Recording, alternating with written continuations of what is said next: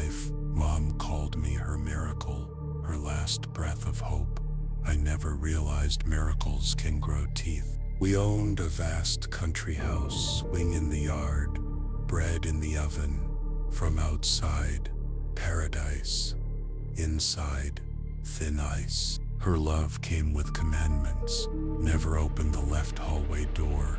Avoid the floor cracks. Forget Dad. Fear the locked cellar. When I dared to ask, she held my cheeks and hissed, "Below leaves what you were rescued from becoming." Each birthday her smile stiffened, as if every candle burned off her remaining time. She covered the forbidden door with black adhesive film, pretending to fix paint. A weak glow still seeped beneath. At night I heard impatient tapping, nails drumming wood, like someone checking if I was still ignoring them. I asked about Dad. "He died when you arrived," she muttered, "but he keeps trying to return through you." Hidden, I watched her trace salt around the knob, replace padlocks weekly, clutch a pendant made of shattered mirror. One pantry shelf held only black candles, each carved with my full name, plus a third name she never taught me. One late night her diary lay open, ink scratched. He asked about the cellar, memory is resurfacing. A crimson line chilled me. Children must not be born twice. Yet he was, and part of him stayed below. Dreams followed, endless stairs. A voice using a name I didn't own. Eyes glowing like hers when she wept. One afternoon I pressed my ear to the cellar door. I knocked thrice, a muffled reply answered on the third. A single breath-shaped word slipped out. "Brother." My bones vibrated with a familiarity I couldn't explain. I sprinted to my room, yet the truth had rooted. I'd never been the house's only child. I waited for her to doze on pain pills. TV droned while her keyring glinted on the side table. Each floorboard thundered under my weight, the hallway stretching like a throat preparing to swallow me. The cellar knob burned with icy heat, branding my palm as the 3 padlocks surrendered one by one. A sweet rot odor rose, old blood mixed with cheap perfume, forcing memories I didn't possess up my throat. Below wasn't a room, but a grotto. Raw stone walls, melted candles in bottles, and an enormous cracked mirror. A wooden chair faced the glass, arms fitted with chains, claw marks dug deep into its sides. I heard slow, measured breathing, terribly human. Whispering, I called for Mom. Silence answered. From shadows stepped a boy my age, my exact face, but his eyes were bottomless ink. He smiled. "You grew." I stayed. Every word felt like a memory thawing inside my skull. I rasped, "Who?" He answered, a half she cut away. "The pain that learned your name." Upstairs a door slammed. Footsteps pounded. Mother's voice shattered the air. "Don't look at him." But I had already met his gaze. Recognition clicked like old gears inside both of us. "Mom, who is he?" My throat felt borrowed. She froze, deciding which of us was real. On her knees she sobbed. "You were one soul split at birth. I sealed the savage half here." She lit more candles, chalked circles, confessed to shattering a virgin mirror to cage his spirit. He murmured, "She didn't save you. She amputated you. I kept the memories while you kept the daylight." Mother gripped my face. "If you merge, you'll remember nights you floated, words you spoke in ancient tongues." Tears of shadow slid from his eyes. "I'm tired of chains. I'm tired of watching you pretend you're whole." The cracked mirror pulsed with dark light, our reflections trading places like cards in a shuffle. A sudden hunger bloomed, an ache for the part I never hugged, never named. yet always missed. I extended my hand. Glass felt like skin. Mother screamed, but the scream bent around a vortex of silence. Sound imploded. Light turned black.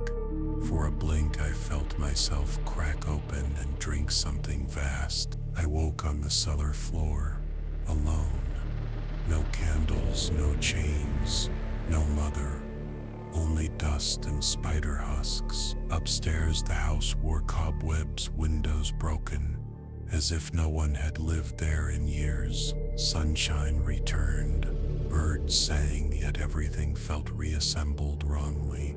Puzzle pieces forced into foreign gaps. Dreams evolved into doors, in puddles, in pupils, in glass. Something waited behind each, chanting my hidden name. I woke muttering her old mantra, "He won't get out." But I tasted the lie on my tongue. Something had already slipped through me, and now walked in daylight wearing my shadow like a coat. Rummaging the cellar ruins, I found a charred box containing sigils, circles, and a letter signed by Mother. Her note, "If you read this, it's late. What was chained wasn't your twin. It was what he restrained." She wrote of a third fragment, a hunger that needed two broken bodies to walk the earth whole.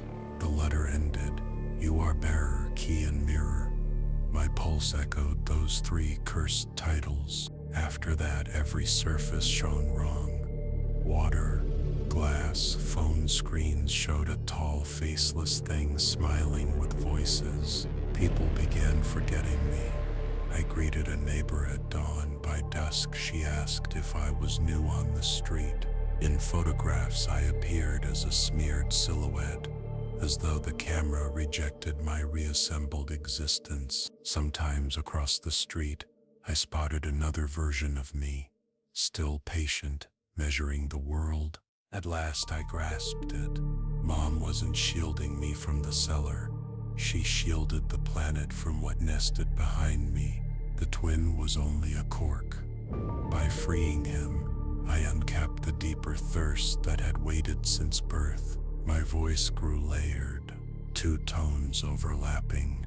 In quiet rooms, I heard a third pitch humming beneath both. The whites of my eyes dimmed, like ink bleeding into milk. Mirrors reacted before I moved. When I smiled, the reflection grinned first, stretching wider than flesh should allow. So I write this, uncertain if the hand belongs to me or to the mouth inside the glass. If you ever find an old house with a padlocked cellar, let the rust have it. Curiosity tastes like blood. And if the door hangs slightly open, remember, it isn't because something escaped, it's because something still invites.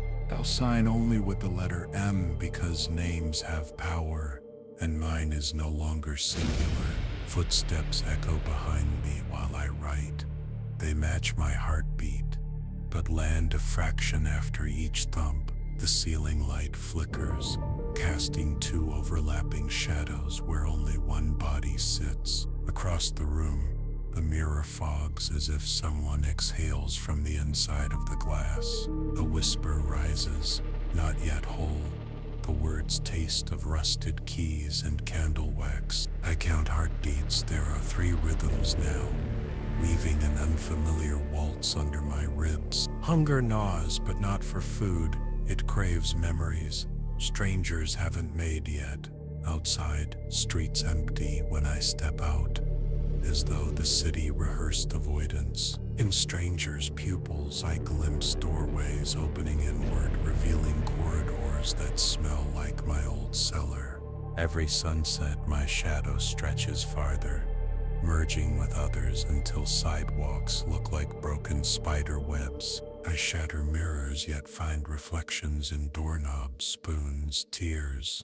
The world insists on watching itself through me. Neighbors report seeing me walk at midnight, eyes closed, mouth counting backward from third. I wake on rooftops at dawn, frost on my skin, a laughter fading into chimney smoke. I sense the twin inside, but also something older, licking the seams where we fused. A lullaby echoes in my head, Mom's voice, reversed, promising that the moon will swallow what the mirror spits. Tonight the sky cracks like glass, constellations rearrange into a grin I recognize. The voice asks softly, ready to open the last door? My answer arrives from both throats, yes. I realize the door isn't in the house anymore. It's under my ribs, locked by a heart. Something inside twists the key. The click echoes through arteries like applause in a tunnel. Warm darkness blooms in my chest, unfolding petals that smell like cedar and graves. I look in the window. My reflection is gone, but the glass mouths one last promise. Story isn't over.